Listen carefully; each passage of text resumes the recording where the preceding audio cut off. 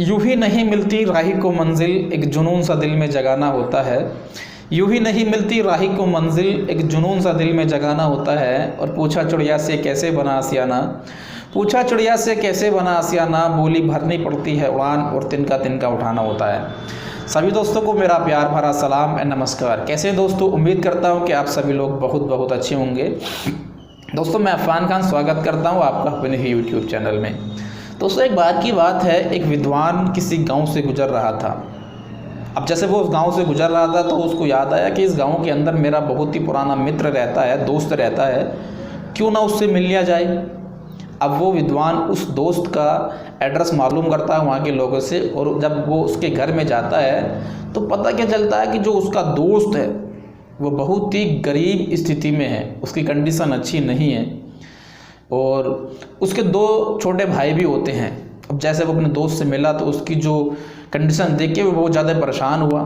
आपस में दोनों दोस्त बातें करने लगे, बातें करते करते शाम हो गई। अब जब खाने का नंबर आया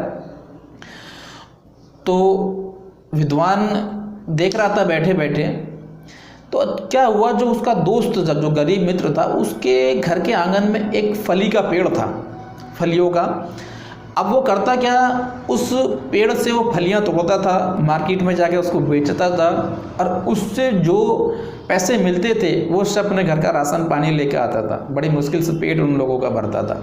अब दो भाई तो वो थे, उसके थे, अरे वो खुद तीन, और एक अब विद्वान उसका मित्र आ गया, 4 लोग हो गए। अब जब वो फलियां बेच कर आया तो उस पैसे से उन 4 लोगों का पेट नहीं भरता, सिर्फ 2 ही लोगों का पेट भरता। कभी कभी उन लोगों को भूखा सोना पड़ता था। तो जब 2 लोगों का पेट भरता तो उसके छोटे छोटे भाई थे, तो उन्होंने आपस में प्लानिंग की, उन्होंने बहाना बना लिया। एक भाई बोला कि मेरा आज व्रत है, और दूसरे भाई ने पेट में दर्द का बहाना बना लिया ताकि उसका जो मित्र है वो खाना खा सके। अब दोनों लोग जो थे, एक विद्वान और उसका मित्र, दोनों ने खाना खाया। खाना खाने के बाद में जब रात हुई तो सब लोग सो गए, लेकिन उसका जो दोस्त था, जो विद्वान था, जो उससे मिलने के लिए गया था, उसको नींद नहीं आ रही थी। वो अपने दोस्त की कंडीशन को लेकर बड़ा परेशान था कि मेरा दोस्त है, ऐसी स्थिति में अपनी ज़िंदगी गुजर बसर कर रहा है। तो वो दोस्त क्या हुआ, उसको याद आया कि इसके घर के आंगन में जो फलियों का पेड़ है, इसकी वजह से ये सारे के सारे लोग परेशान हैं। ये सारे भाई, जो 3 भाई हैं, वो इसी पेड़ पर निर्भर है। वो रात को उठने के बाद में उसने वो फलियों का पेड़ काट दिया, और काटने के बाद वो वहाँ से फरार हो गया। अब जब सुबह उठ के तीनों भाइयों ने देखा तो पता चला उनके घर के आंगन में जो पेड़ था वो कटा हुआ है, और जो उनका दोस्त था विद्वान वो घर से फरार है।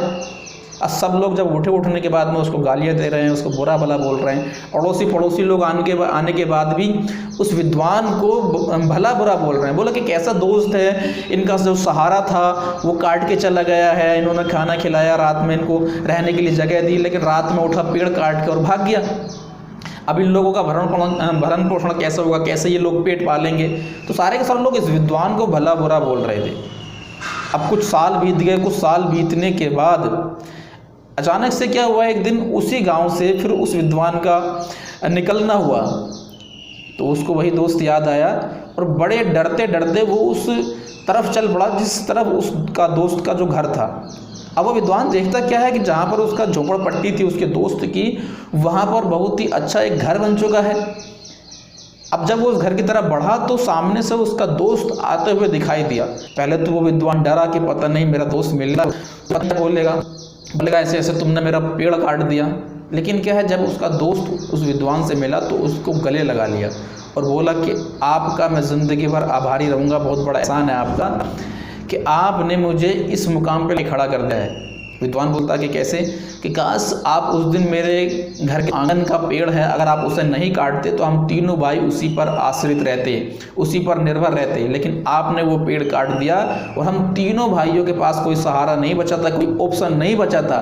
फिर हम तीनों भाइयों ने मेहनत करना स्टार्ट किया, काम करना स्टार्ट किया, और परिणाम आज आपके सामने है। हमारी लाइफ एकदम बदल चुकी है, हमारे पास में एक अच्छा घर है, सब कुछ एकदम बढ़िया है।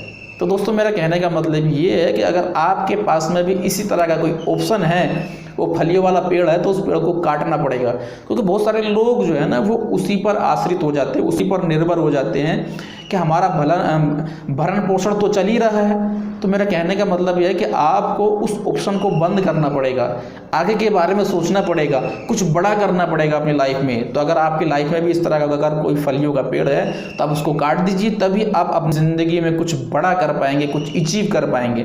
तो दोस्तों आज का वीडियो कैसा लगा, उम्मीद करता हूँ कि आपको ज़रूर पसंद आया होगा। पसंद आया तो लाइक कीजिए, कमेंट्स कीजिए। मिलते हैं नेक्स्ट वीडियो में, तब तक के लिए जय हिंद।